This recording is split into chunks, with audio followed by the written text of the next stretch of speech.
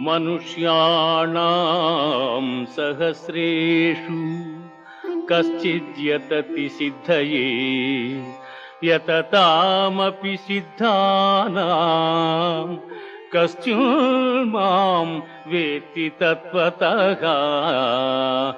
వేల కొలది జనులలో ఏ ఒక్కడో జ్ఞానసిద్ధి కొరకు ప్రయత్నించును.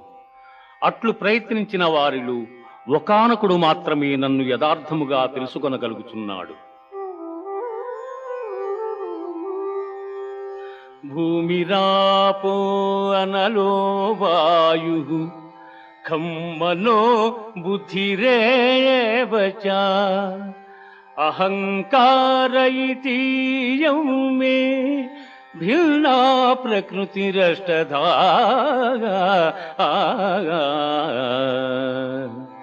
భూమి, జలము, అగ్ని, వాయు